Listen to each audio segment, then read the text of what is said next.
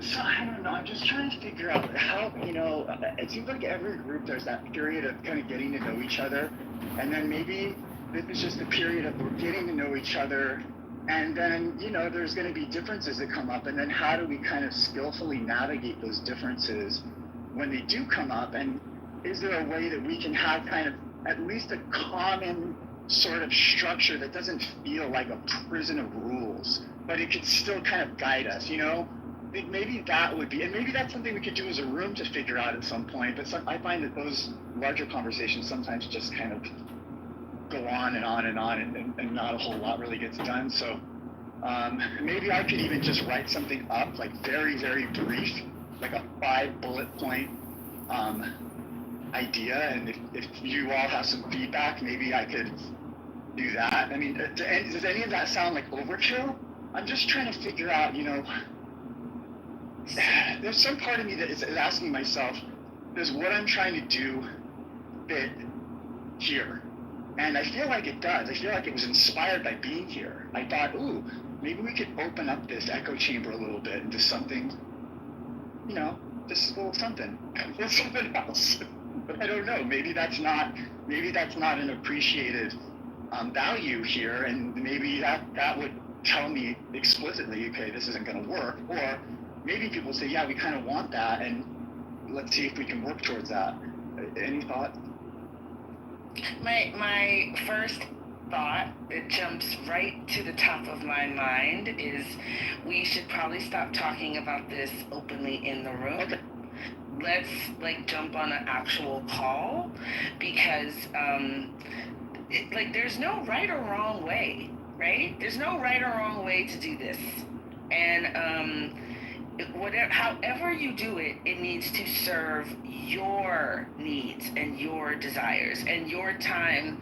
Right now, like I said, it's a very busy, crazy, demanding season of your life. There's a lot of change. There's a lot of upheaval, and I just want you to honor yourself. You're really talking a lot about how you need to honor everyone else, and I appreciate that.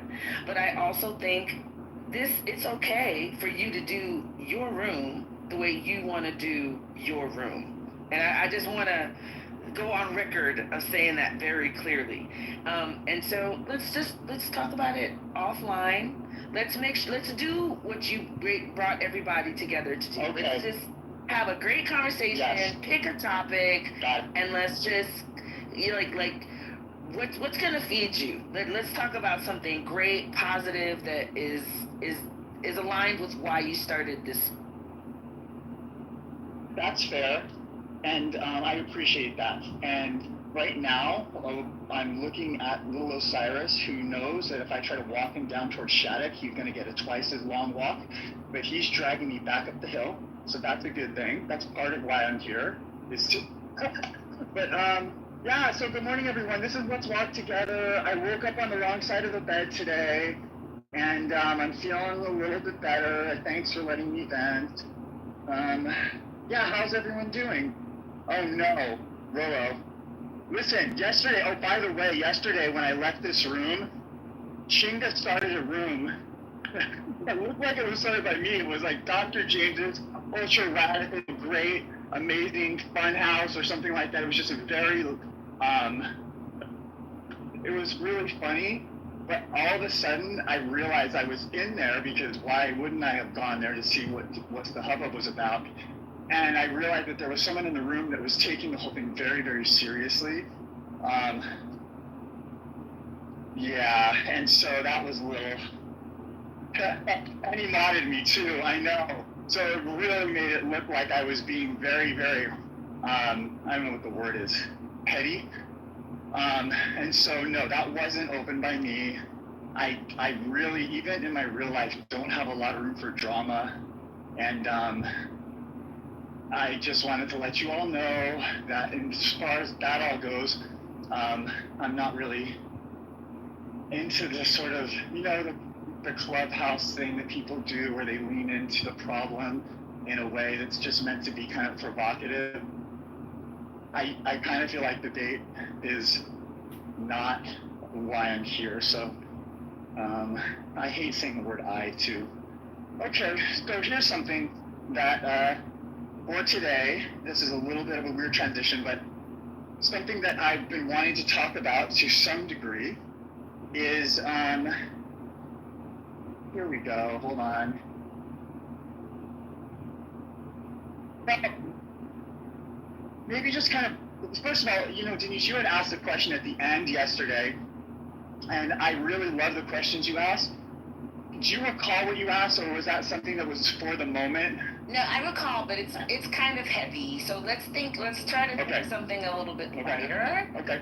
Right? So maybe. Well, how's everyone doing? Yeah, maybe like I guess I'd like to know from you. I'll ask you a question. What's the best advice you've ever gotten? You've been doing professional training, and you've been through a lot of formal education, but then you also have your actual life, right, and your lived experience. What's the best advice anybody has ever given? Well, you know, obviously these questions are amazing. I can't do best, but I could say some things that I think have stuck with me along the way. I think one of the things that you said this morning is I could identify as a bit of a pattern for me, and so I'll try to say this in a positive way, which is, you know, it's okay to sit in your authority. As weird as that sounds for me coming out of my mouth, that's something that I've really, for whatever reason, I've had a hard time with in life, you know, sitting in my authority, you know, somehow. But there was a time, and so this is maybe getting to your question, there was a time in my life when I was doing my electronic music events down in Southern California and Los Angeles from the early 90s into the early aughts. There was, always a big question, but basically, in a nutshell, I grew up in a way that I think I came out of my adolescence feeling pretty battle damaged and very unsure of myself. And when I found these events and I found kind of a mission, because this group of people was very much into ideas of improving the world, creating kind of something different from this kind of US capitalism we grew up in, something a little bit more like the hippies, but with kind of a techno house music kind of bounce to it. We really believed in what we were doing. And as I started doing these events, and you know, I had not been, you know, I had a high school education, barely graduated high school at that point, and started putting on these events, and I started getting some really good feedback and really got into the art form of it. One of the things I discovered was, you know, maybe I do have something to offer. And in discovering that and beginning to build relationships in this community, people who also had a mission that had some kind of alignment, learning to work together, you know, as a team in kind of a much more egalitarian sort of way, not really, you know, it was top down in the sense that, you know, usually the event was mine and I would, you know, jot ideas down all the time and they would kind of help put it together. But when it came to kind of the mechanics of doing it, you know, we really worked as a unit. And so I guess there was some evolved wisdom that burbled up from that, which is, you know, work is always better when it's on a team. I mean, for me, I've enjoyed having a vision, but I've also enjoyed becoming sort of part of a group of aligned people who are working together towards something. And in that, I think, you know, one learned how to have disagreements and to do it in a way that's respectful and, you know, with love. And, you know, a lot of my long-term friendships evolved from early business ventures that I had when I was in my early 20s and all that. So to answer your question, you know, I would say one piece of advice I got back then was, you know, you don't always need to be in control. And that's also a struggle too, because I think for people who have kind of an entrepreneurial mindset, sometimes it feels like we need to do everything on our own, and we don't. And, you know, that leads me to another piece of advice I've gotten that I struggle with, which is, it's okay to ask for help. I think we're starting to see a theme here. So, I think being radically independent can have a function and it's meaningful, but at the same time, I think it can also, be okay to have a soft underbelly and there can be strength in showing it. And so I'll end there. I love it. I love it. That was a complicated answer. I didn't think so much depth in that. That's amazing. Anyone else? That document that you sent me that was like a permit to one of your Oh yeah, permit to freak. Someone told you had a right to. Someone said you have a right to dance. Well, in Los Angeles, you need a permit to freak. I turned a business license into a party flyer called. Well, I sent that to a guy that I used to work with who used to go to raves all the time. And he saw that and said, "Oh my God," he goes, "I remember those events." And it's a very funny thing because he was kind of a wild child, right? This guy, and he was very much a rebel. And we were working at an advertising company in LA at the time, and he used to go to these raves all the time, and he would come in pretty tired sometimes in the morning because he had been up all night at these raves, and he remembers your raves. And he just sent me a picture of him with, now he's married, has a couple of kids, and is doing great, and made a whole career for himself and has his own business. So you've been inspiring people. He got a whole lot out of those raves. I mean, they really meant a lot to him, and he would talk about them all the time. So you've been influencing people's lives and bringing them pleasure for a long time. Well, thank you. You're just continuing on your journey. Yeah. I can't stand that guy. I'm tempted to post either that flyer or a photo from back in the day, but I am concerned that it can and will be used against me in a court of public opinion, so I'm going to hold off on that for the moment. Rolo, please come up. I see you. Rick, what was your advice? Best advice you ever got?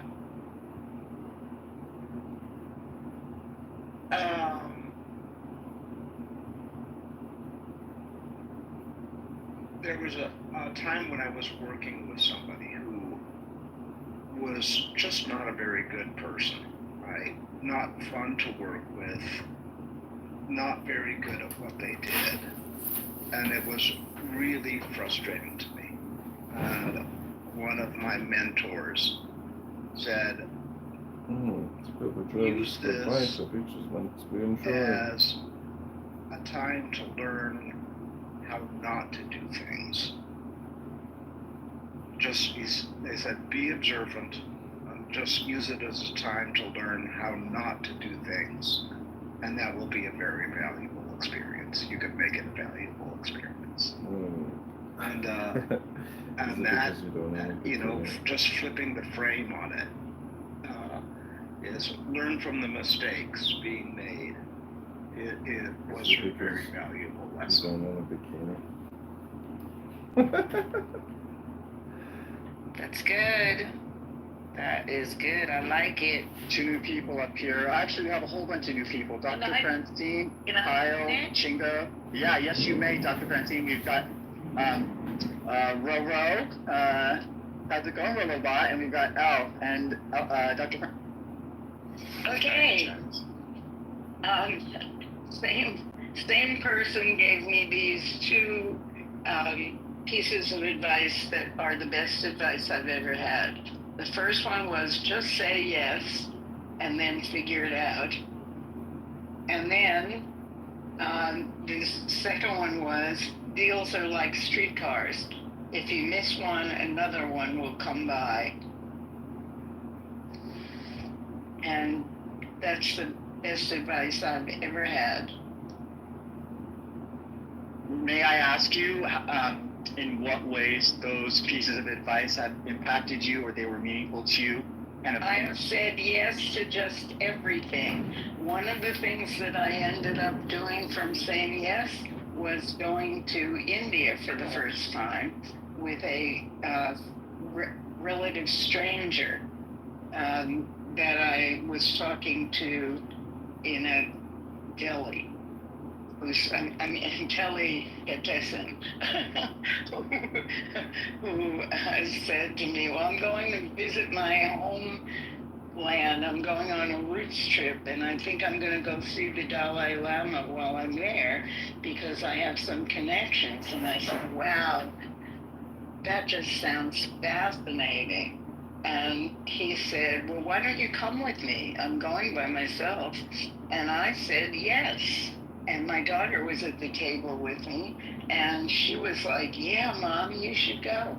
So I went, and that was the first time I went to India. I went 4 times, but that was the first time I went, and I did not actually see the Dalai Lama, but we went to Dharamshala, and I saw the Dalai Lama's headquarters and all the people that were around the Dalai Lama, and I learned more than I would ever imagine. And I slept overnight on a train from Delhi to Dharamshala. And the other one, deals are like streetcars. I used to when I didn't get a client, I would cry, and that's what he said. He said deals are like streetcars. And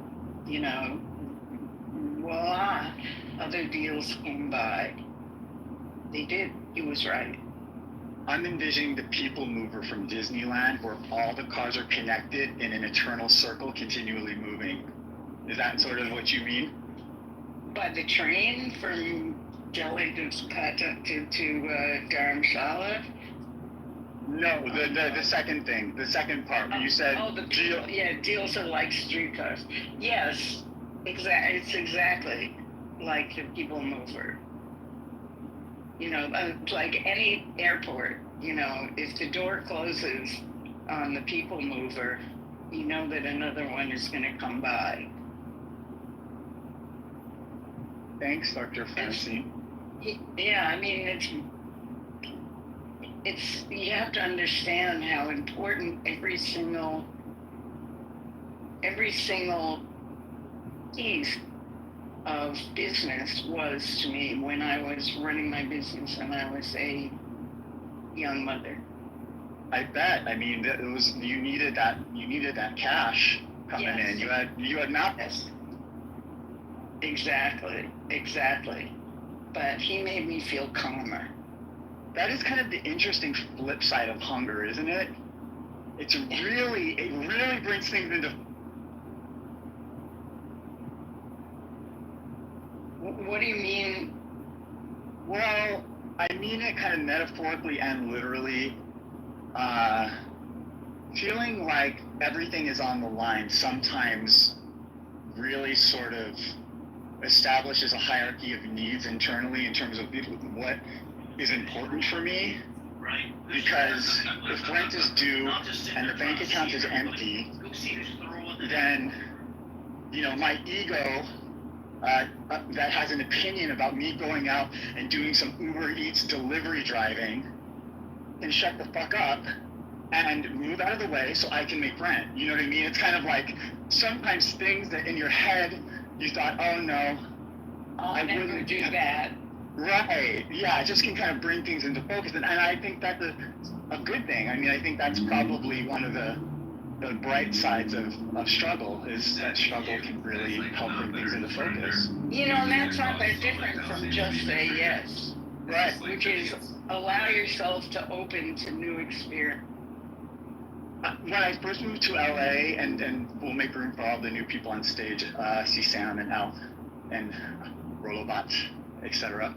I moved in with 5 other people into this house behind this coffee shop called the Bourgeois Pig in Franklin Hills in LA. It's it almost felt like the real world before the real world, you know, a bunch of ravers living together in a house.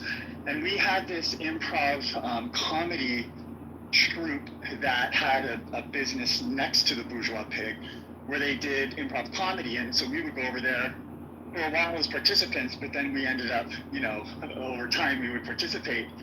And they had that kind of their thing they lived by, which was yes and ... And I feel like that's kind of in line with what you're saying. You know, it's just always yes. Yeah, that's what improv is. Yes, and. Was that $5 bills by any chance? No, it was one of the ones, I forget what they called. There's like groundlings and there's another one. There's maybe 2 or 3 different ones. I think there's one off of Melrose, that might be groundlings. And then this one was off of Franklin Boulevard, across the street from this Scientology Celebrity Center. And we lived in a house right behind that. We shared a wall at the backside of the...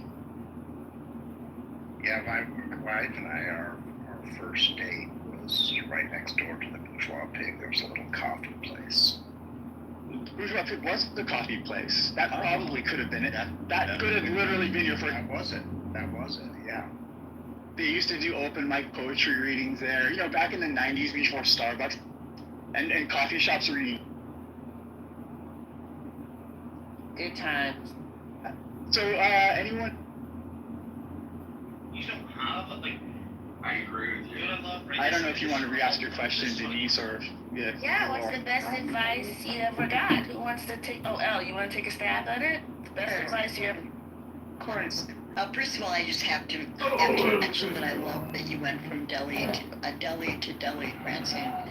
That's really wonderful. I know. I have 2 that came up really quickly, and they're kind of connected.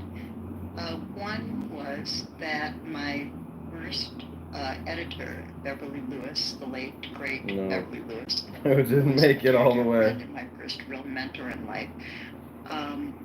Told me in looking at my writing, she said, didn't make it all the "Take way." your gloves off."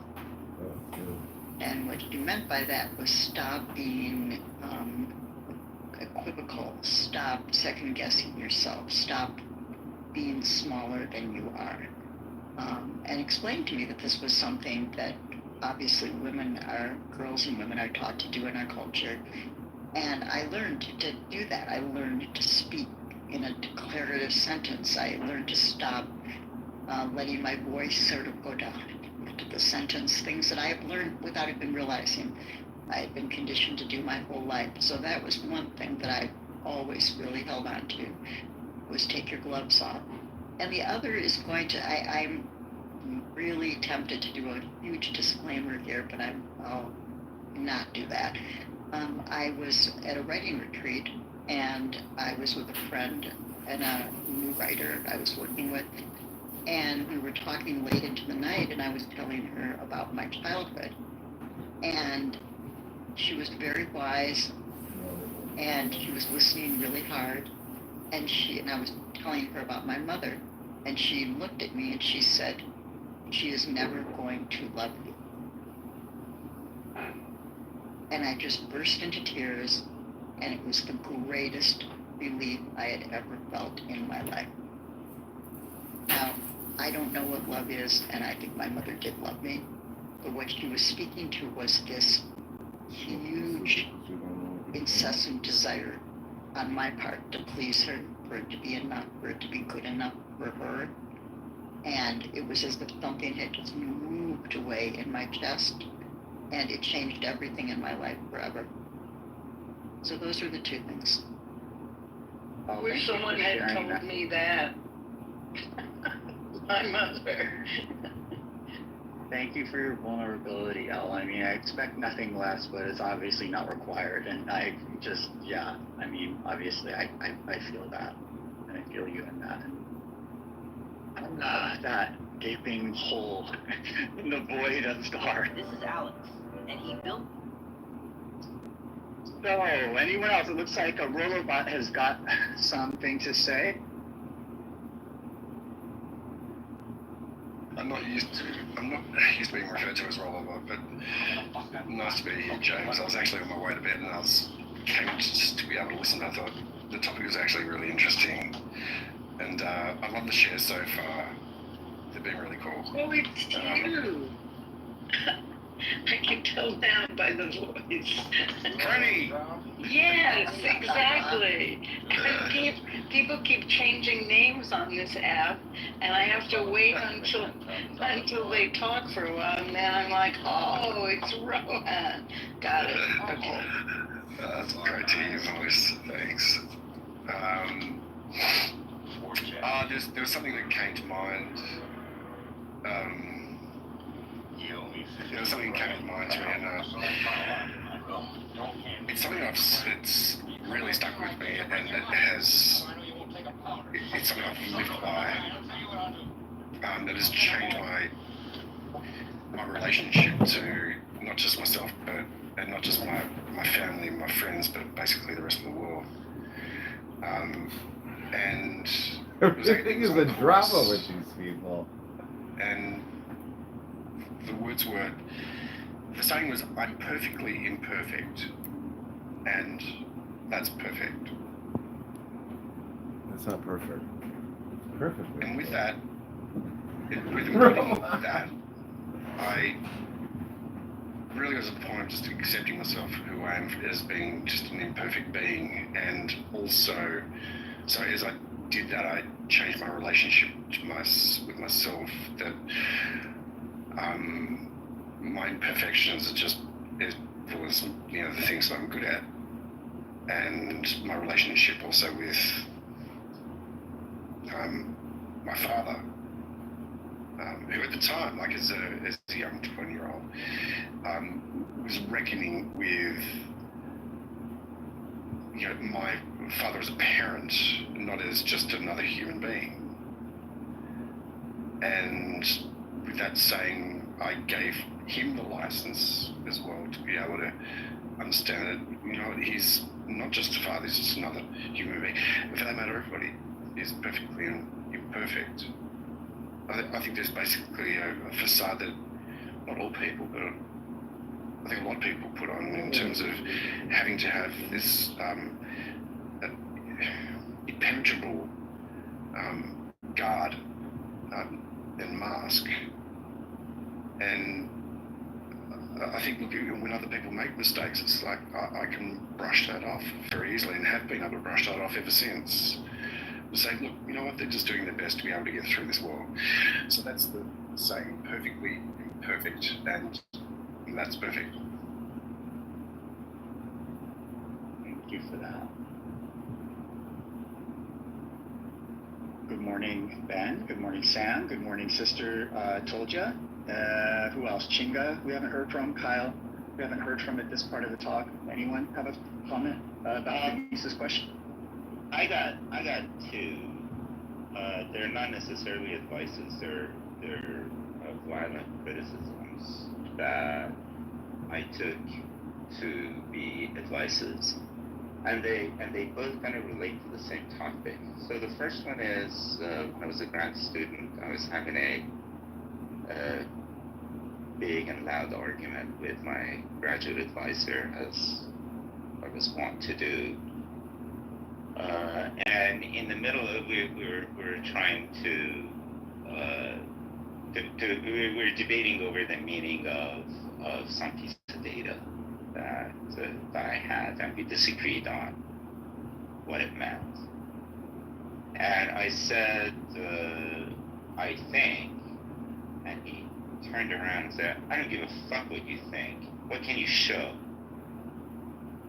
And so that was a huge slap in the face at that point. But I kind of learned from that really my opinion doesn't really matter. What matters is what can I show so that another person can see the point the way I see it without having to rely on my opinion. And the same thing happened when I was a few years ago talking to my daughter. We were talking about some actress who had gone through a whole lot of plastic surgery and things like that, and I hate plastic surgery, so I was saying that I lost a lot of respect for her because she was doing that, and she said, well, she kind of convinced me that in her situation, the calculations are different, and so I said, okay, I accept that. I think that is correct. And then my daughter said, you know what, Dad? Nobody gives a fuck what you think. And so I took both of those comments really to heart. That unless somebody asks for my opinion is not worth the air that is carrying it. It's just for me. I can only be effective if I can put my arguments into real facts and not opinions, and that way try to convince others. So good. Sam. Wow. I find that really powerful because I think one of the challenges of this season of our lives, this social media, the kind of the ecosystem that we live in now, is we are really obsessed with our own ideas, and convincing other people to change their mind has become almost a sport, right? And when you can get to a space that you can just let people make the choices that they want to make, as long as it's not harming you or harming anyone else, but just allow people, and that kind of ties into one of the best pieces of advice I ever got, was just like nobody is thinking about you nearly as much as you're thinking about you. Just live your life, do your thing, and operate at the highest level that you can operate under. But you are mistaken if you think people are sitting around all day figuring out what you're going to do next. People they just don't care about you as much as you think they do. And I think that was very freeing for me. Good stuff. There's a term in psychology or maybe developmental psychology that talks about that stage of development where when we're teenagers, I think it's called a personal myth, or I forget the exact term. I gotta look this up when I get back to my house. Where essentially what it is there's just a phase of life where it can kind of feel that way, and then eventually you get someone who comes into your life like Sam did and says, no one gives a fuck unless they're asking, and maybe even then they might not, and then maybe you kind of percolate on that a bit and it starts to have meaning, but sometimes it can be really hard to shake that. In any case, Hey, good morning, everybody. I'm loving the topic of this room. You can thank Denise for that. Thank you, Denise. Thank you, Denise. I have been given so much good advice that, it's hard to whittle it down, but I managed to do that down to 2, and they both came from my mother. The first is, don't treat others the way you want to be treated. Treat others the way they want to be treated. That was something that I was taught as a child, and I realized that it influenced my worldview to its very core, because what that does is trains you to develop empathy for others. There's something, even though the golden rule has its merits, I guess, there's still something a little bit narcissistic about it. It assumes that everyone is like us. It assumes that everybody has the same needs as we do. And so there is an element of listening and asking without assuming that brings, and that has affected every single relationship I've ever been in. So that's the first one. The second is it came to pass. I realize now how important that term is. It's in the Bible, and it's kind of like an aside that nobody really pays attention to. But my mother always used to say it came to pass. And what that means is when something terrible is happening, we shouldn't get stuck there. That happened, and then the next day I woke up, I ate breakfast, I showered, and it really does something in terms of dealing with trauma that no therapist has, and I've gone through a lot of therapy, has managed to have a bigger impact on. You know, terrible things happen, and we spend a great amount of our good times reviewing the terrible things. And that is such an incredible waste. Not to say that we shouldn't think about it, shouldn't deal with our trauma, but we have to try to find a way for it not to define us and to still have hope. So as long as you're alive, it came to pass. And whenever something really, really, really bad is happening in the moment, I just tell myself, it will pass. That's it, thanks. Good morning, Sister. I'm sorry, I didn't mean to talk over you, James. I just to say something. First of all, it's great to be here, Sister. I just wanted to say that what you said, the first thing you said, reminded me of something that I learned a long time ago. I had a friend who I wanted to give her a birthday gift, and she did this thing that I experienced as really shaming and dismissive, which was that she sort of barked at me and said, I don't need anything. People shouldn't give. People give, they should make contributions to something that the person cares about. And I thought, well, I really like giving gifts, and I really like getting gifts. And I realized that, you know, when I give a gift, and I think it's probably more universal than just me, I tend to give what I would want to get, not what I think they would want to receive. And I've kind of integrated that into what I do in terms of giving. You sound like You know, more than just giving, but giving in general. like a Schwartz. So I think those are very wise. It's a very wise Instead, you concept. sound like a Schwartz.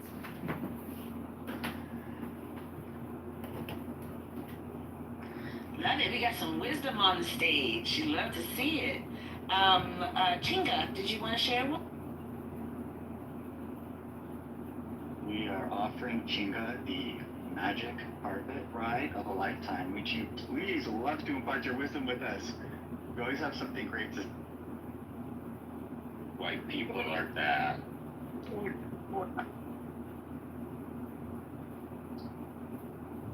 Okay, well, you know what? I respect your the illusion of free will in you at this moment, and so I will just invite anyone else to speak about this topic or anything else. We have 15 minutes left, and we're going to end on time today.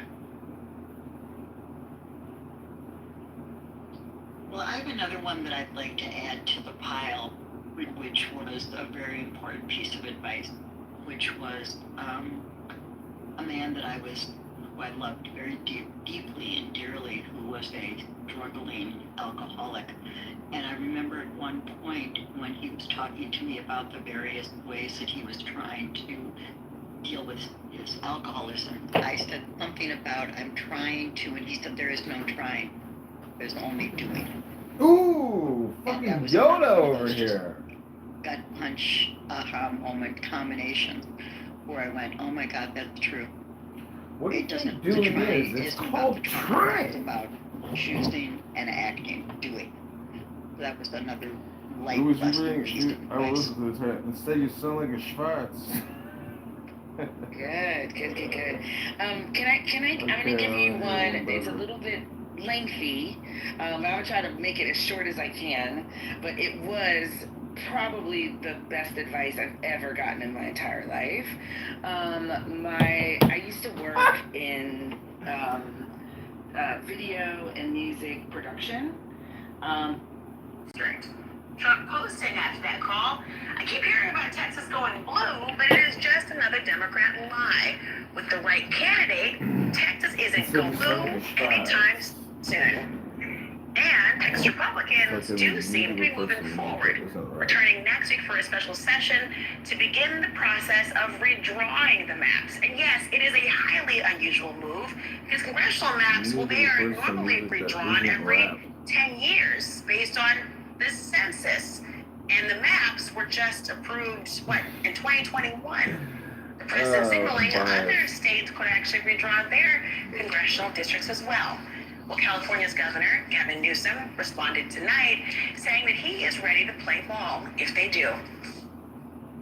Gerrymandering, and let's be fair, we've seen this weaponized by both parties for decades. But these guys, this is a whole other level of weaponization coming from the right. The ground is shifting from underneath us, and I think we have to wake up to that reality, and we can do a special session. I can call for one today if I chose to. We can then put something on the ballot, and I could call a special election. We can change the Constitution with the consent of the voters, and I think we would win that. I think people understand what's at stake in California.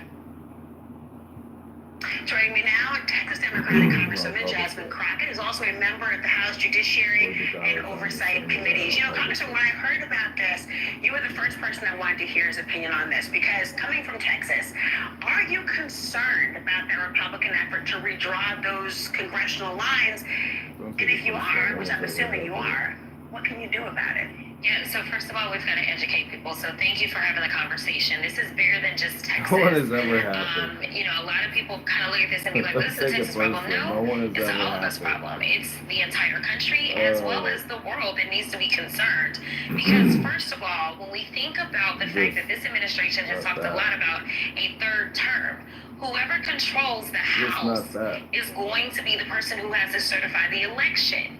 So, these guys don't play by any rules. They break everything. And right now, they are trying to not only rig the midterms, but potentially rig the next election by making sure that we have more of these complacent, complicit folk continuing to run the House, because honestly, they just do whatever he tells them to do. They don't do what the Constitution calls for, and they don't do what their oath calls for. I'm old enough to remember, and young enough to remember, when gerrymandering was a horrible word. The idea of redrawing maps, both sides hated that particular issue, Democrats, Republicans, although I do hear Governor Gavin Newsom saying that he is suggesting perhaps something similar. Should he? Absolutely. So it'll truly be tit for tat. Would that be respected? You've got to meet the moment. You've got to meet the moment. And the reality is that we need to be in a fair position. Honestly, Donald Trump would not be causing the havoc that he's causing if it wasn't for North Carolina deciding that they were going to cheat as well. They ended up controlling the Supreme Court in North Carolina, and so they decided to redraw the lines. When they redrew the lines, they added 3 seats for Republicans. It is not reflective of the people in North Carolina. Right now, you have 10 Republicans and 4 Democrats when it comes to the congressional makeup. But when you look at how the state voted, they barely voted a little bit over 50%. Election, governor on down, they voted for the Democrats. So it's a 50-50 state. And the congressional delegation used to be 7 and 7, reflective of the people. And so what we have now, though, is the state of Texas, ever since the Shelby v. Holder case, they have decided, you know what, thank you, hallelujah, because they have always been found to be intentionally discriminatory. When we ended up adding 2 new seats in the state of Texas, somehow that was because there were 95% people of color that were added to the state. But when it came down to it, somehow they worked around every single person of color that they could find to create 2 new Anglo seats.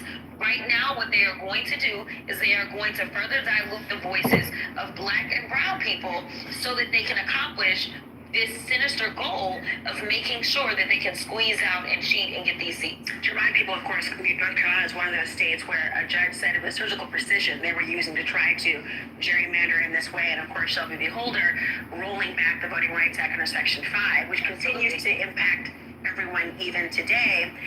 A big story right now that's happening, even aside from gerrymandering and redistricting, has been about what's going on with Jeffrey Epstein and the campaign promises that then candidate Trump was making about transparency. You were on the House Judiciary Committee. Democrats on that committee are calling for Trump administration officials to testify about how they've been handling this entire investigation. What would you ask them? I mean, there's a long list, but I can tell you that I serve as the ranking member of oversight as the subcommittee on judiciary. We just had a hearing today, and they decided to go after our nonprofit organizations. But what we did is we focused on what the American people want to hear about and what we should be doing, which is actual judicial oversight. And so we should be calling in Pam Bondi. We should put her under oath to testify in front of judiciary on the House side. About Epstein? About Epstein, absolutely. What do you want to know? Well, first of all, she said, oh, you know, I've got the files on my desk. Then the next thing you know, she said, well, wait a minute, there are no files. Which one is it? When were you lying? And why are you lying? What is the cover-up? We know that your boss indicated that he was going to release the files. What is the holdup on releasing the files? And how are you going to go about determining what is relevant, right? What is, I forgot the exact term that he used, but that's basically what he said, right? Like, what is going to be your process? But ultimately, I want to know not just about specifically the Epstein files, but how she is running this DOJ, because I don't have any confidence in the way that she is running this DOJ. Because you're intimating that somebody else is running it, or that she is a puppet, or what? I believe that she's okay with violating the law. I believe that she's in all ways. When we talk about the firings, I have questions about the firings that she has done to so many of those people that work for the DOJ. Are you firing people in retaliation for them actually doing things that they should be doing? So, Congresswoman, I have to ask you, I'm sure you perhaps have heard by now that President Trump had a lot to say about your colleague, Congresswoman Alexandria Ocasio-Cortez, but also yourself as well. Listen to what he said. Hey, see, look, I think she's very nice, but she's very low IQ. And we really don't need low IQ. Between her and Crockett, we're going to give them both an IQ test to see who comes out best. Now, I took my test. I took a real test at Walter Reed Medical Center, and I aced it. I got every one of all those questions right. Now it's time for them to take a test. What is your reaction to what he is saying? It is absolutely ridiculous that I live rent-free in his mind in a time in which the American people are suffering. It's already been reported on as it relates to the inflation. We know that the job numbers were bad. We know that this big, ugly bill is going to directly harm so many people, not just the 17 million that are going to lose their health care, but everyone else whose health care premiums are going to go up because $1 trillion is being taken out of the health care infrastructure. There's a lot of things he could be working on, but for some reason, he is constantly focused on me. And personally, I've never met the man. I have no interest in going to the White House and meeting him or talking to him. That might surprise people that you've never met. I have never met him, but for whatever Are you reason, going to the gym today, Princessia? Honestly, the biggest concern that I have is that every time he does something, he has minions that see it as a dog whistle, and then it only increases the attacks Wait, you on honestly think that myself black as people well don't as like any other mayonnaise? colleague. But he absolutely Have you ever seen consistently a black person buys eat into a this sandwich idea with or mayonnaise? continues to put They it out love there it. that women of It's all color talk. somehow are low IQ. They do what you do Let with me the be title. clear. They I say have they don't a like lot more mayonnaise because education they're trying to be than he funny. does. This is just what it is, degree-wise. I have I'm in earned Patty's my room right degrees. now in My Politically daddy Correct. didn't have to make a The phone Patty call Show. to get me into The Patty anything because Podcast. that wasn't a possibility, okay? So we can stop playing games as if I am somehow lesser than, while he has somehow hoodwinked enough people to become president of the United States, All right, I'll leave you guys mostly to it. because they thought he was a good businessman, but that is just because he's a Nepo baby.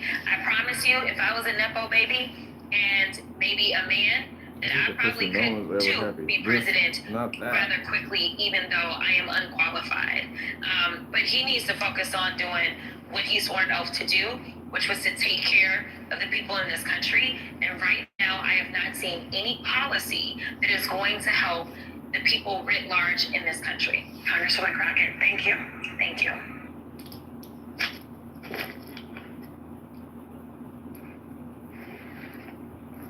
Thank you. Wow, she sounds like me. Been saying no so long. I'm not even an elected official. Listen. This man's incompetence is shown each and every day. Every time he opens up his mouth, 90% of the time, people are cringing. People who support him cringe. People who know what he is cringe. This is a man who has risen to power by bullying people, by doing what he was taught. He comes from a long lineage of manipulative tactics. If you go through the whole Trump family, DR, UNF, if you go through their whole family, you will see that when they first came to this country, they did it illegally, right? You will see that his family, his great-great-grandfather, they would draft dodgers, right? You will see that they used eminent domain to build the brothels on the west during the gold rush era, right? They had whorehouses, so on and so forth, and they put false paperwork together to obtain the leases in those properties over there. I mean, he's been well taught. It's passed down to him, so it's in his bloodline, and we see it today. And he's become a master of it. So, and this is stuff that's not even it's not even that difficult to do basic research to find this out.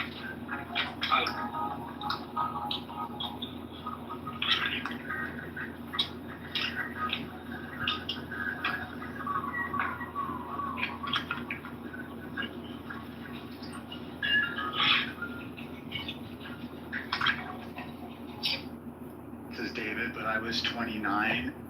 One of the pieces of advice that I came back with, you could call it the best piece of advice I was ever given, was everything's going to be okay. You are loved. I think these people don't know any biblical scripture at all. What else can you say after I got these little flashcards here. They'd be tremendously beneficial for these people. We have a minute left if anyone has a goodbye. So I didn't share anything or speak up at all. The best thing to say after that, God is love.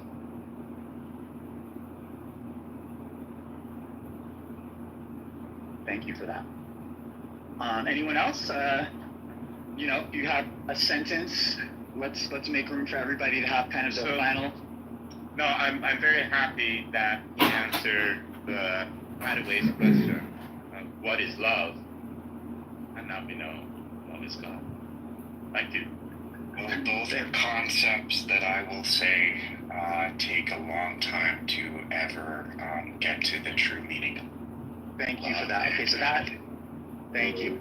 Okay, so now anyone else have anything to say? One sentence or left, and we're in our.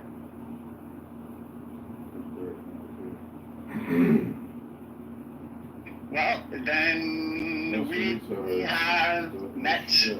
We have gotten to know each other a little bit better.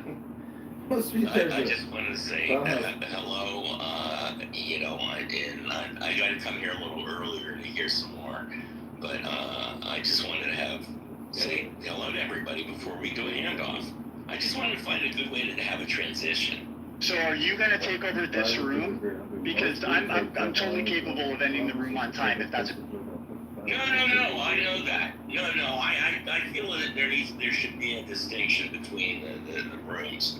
I'm just trying to find a graceful way for you to participate. This isn't it. I know, this isn't it. If you want to participate in the room, you're welcome to be here, but babysitting at the end is not going to make me feel very good about it. Okay, do me a favor. I closed the room yesterday, and I'm happy to close it again by pressing a button. No. Please don't. I want to demod everyone because of yesterday, but I didn't today. We need to talk offline, all of us, because this is going to become a weird vibe, and I don't want it to be. Ben, I respect you. I can totally respect ending on time. You have been the. Obviously without you, this room wouldn't even exist. So I want to totally support you. I just feel a little bit like I don't want a babysitter. And you're welcome to be here, though. I would. All right. No, I wasn't thinking of the word babysitting. I was just thinking in terms of me being able to understand how your flow goes, because if your flow goes over, I will understand that, and then I'll be able to do it very consciously.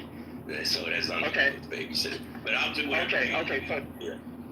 No, okay. All right, I'm going to go to my room, so I'll see you later. All right, bye-bye. Bye, thank you. Okay, everyone, well, that's the end. Yeah, to be continued. Tomorrow, 7:30 a.m. Pacific Daylight Time.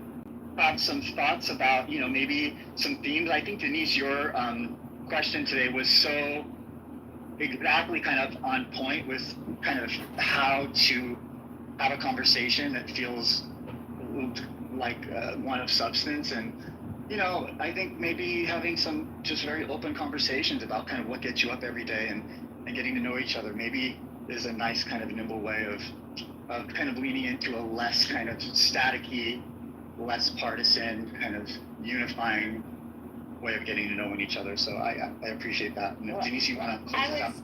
Yeah, I was uplifted. I know there. Thank you for people who were kind of capturing the highlights of in the chat.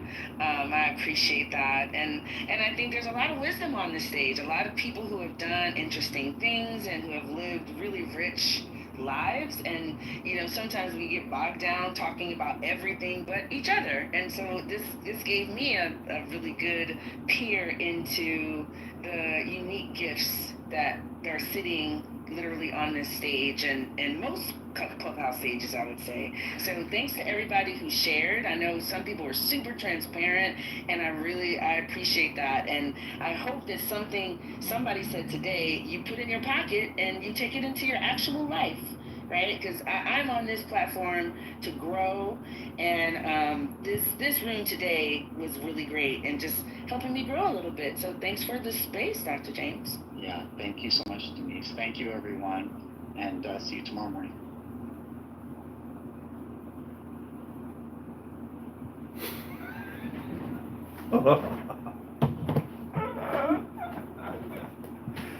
It's very funny, isn't it?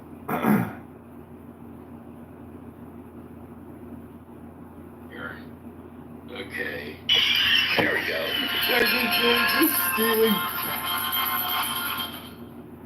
Dr. James is stealing Ben's thunder. And ruining his rooms. He's exhausting his rooms. Oh my god, this is so funny. Democrats arguing.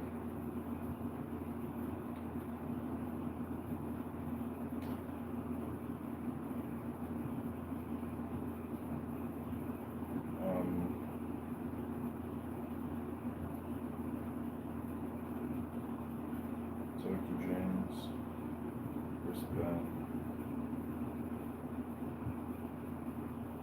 Clubhouse,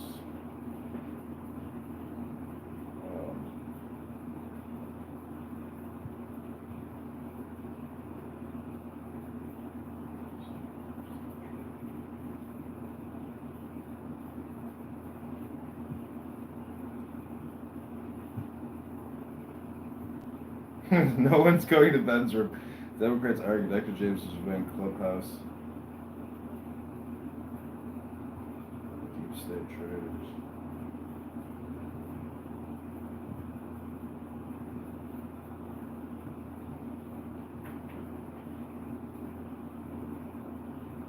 No, it's gonna be gold. Jerry Gold.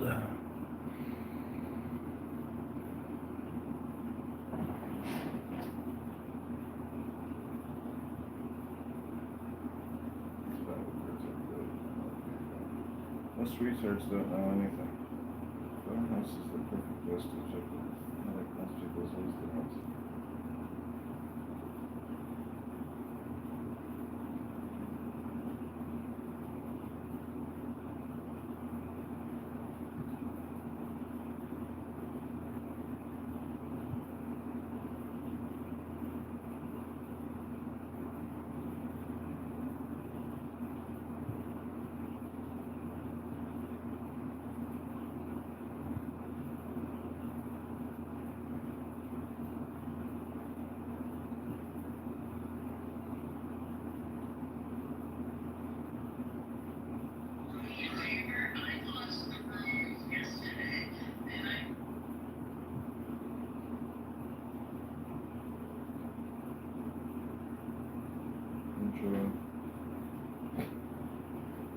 I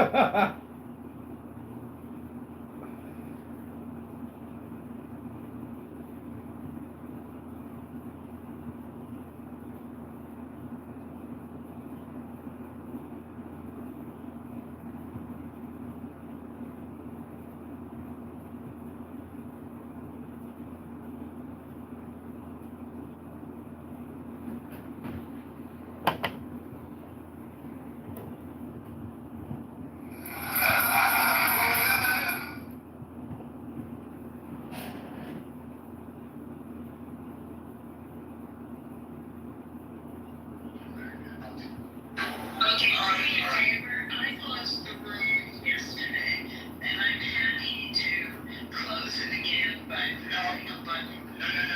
Please don't. I wanted to mod everyone because of yesterday, but I didn't today. We need to talk offline, all of us, because this is going to become a weird vibe, and I don't want it to be. And I respect you. I can totally respect any on time. You have been obviously without you, this room wouldn't even exist. So I want to totally support you. I just feel a little bit like I don't have a babysitter. And you're welcome to be here though. Don't skip. You are going.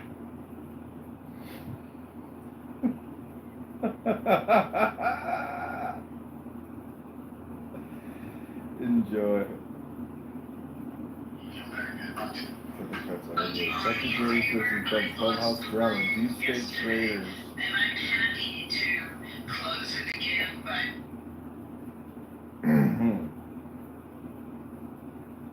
I love the boycotting Tesla because I think it's a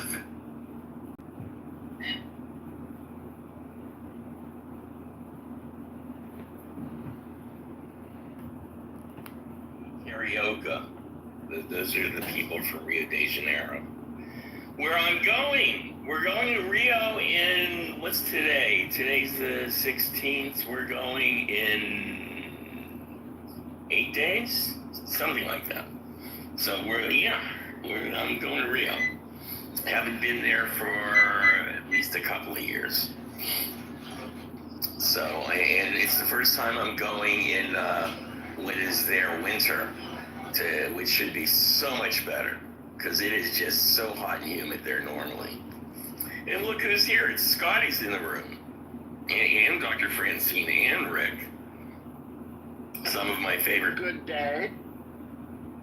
Yes, it is. It's a nice sunny day. What's the weather like in New York? What do I have to look forward to? Oh boy. It's 87 and sunny. It's not pleasant. Sounds humid, but it's not pleasant. Why did you change your name? Why not? Good morning, how you doing? I